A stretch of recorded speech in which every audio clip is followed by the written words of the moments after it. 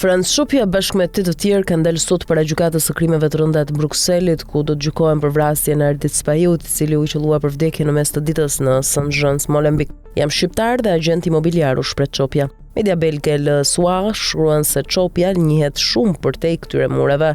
Ai përket një klani të drejtuar nga dy vëllezër, i cili vetëm në vitin 2020 ka importuar më shumë se 28 ton kokainë në Europë nga Amerika Latine. Sot Franz Chopia po gjykohet si porosit si kryesori i vrasjes së Erdit Spahiut, ndërsa bashkëpunëtori i tij Mikael Qosja është ende në arrati.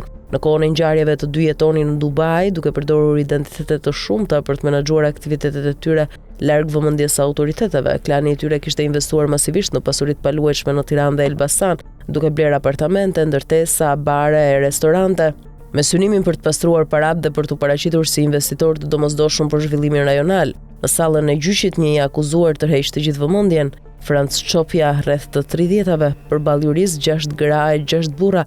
Ai deklaron identitetin e tij në mënyrë të ashpër, sikur të donte ta fshinte momentin me një lëvizje dore: "Jam shqiptar dhe agent imobiliar."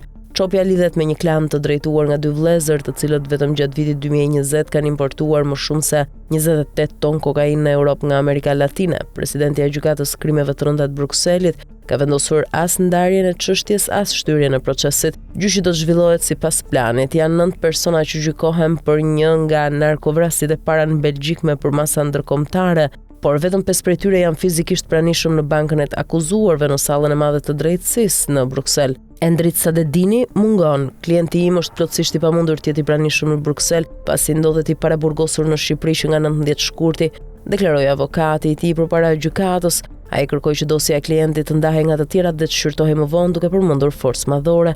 Disa avokatë të tjerë kërkuan gjithashtu shtyrjen e procesit, duke argumentuar se prania e tij është thelbësore për garantimin e të drejtave të mbrojtjes. Pas disa orësh diskutimi, presidenti i gjykatës njoftoi se kërkesa për ndarje u refuzua, ashtu si edhe ajo për shtyrjen e procesit. Gjyqi do të vazhdojë sipas planit. Endrit Sadedini u dënua më 2 dhjetor nga një gjykatë shkallës së parë në Shqipëri me 3 vjet e 4 muaj burg për mbajtje armë zjarri. Në Belgjik, Prokuroria Federale e dyshon atë si njërin nga 3 ekzekutorët e kësaj vrasje që ka tërhequr vëmendje të madhe. Spahiu u qellua me armëzjarri në një atentat më 27 nëntor 2020, ndërsa ndodhej si pasagjer në një automjet. Ai arriti të largohej fillimisht, por u ndoq në këmbë nga 2 personat maskuar, të cilët e ekzekutuan. Hetimi për vrasjen e Spahiut mori hovë pas dekriptimit të platformës Sky ECC. Në fund u identifikuan 9 të dyshuar, përfshirë Franz Chopian, figurë kyçe e klanit Chopia. Sipas Policisë Federale, ai dhe vëllezërit e tij vepronin nga Dubai dhe merreshin me trafik kokaine mes Amerikës së Jugut dhe Europës. Erdit Spahiu nuk ishte i panjohur për botën e krimit. Ai ishte i përfshirë në trafikun e drogës dhe në vitin 2010 u arrestua në ndyshimin për përfshirje në një vrasje në qytetin e tij të lindjes Elbasan. Spahiu i përkiste klanit Alibej, i cili prej vitesh ishte në konflikt me klanin rival Chopia, pas vjedhjes së 49 kg kokainë nga një apartament i klanit Chopia në Londër. Dhuna mes dy grupeve kriminale u përshkallëzua. Dosja është e mbushur me vrasje me pagesë të kryera nga të dyja palët. Vrasja e Erdit Spahiut, i cili në vitin 2019 u arratis në Belgjik nga frika për jetën e tij, konsiderohet si një vazhdim i konfliktit mes këtyre dy klaneve. Franz Chopia është kriminali i parë i drogës që është ekstraduar nga Emiratet e Bashkuara Arabe në Belgjik. Ai ndodhet në paraburgim në Belgjik që nga fundi i vitit 2023 dhe dyshohet se ka dhënë urdhrin për vrasjen e Erdit Spahiut.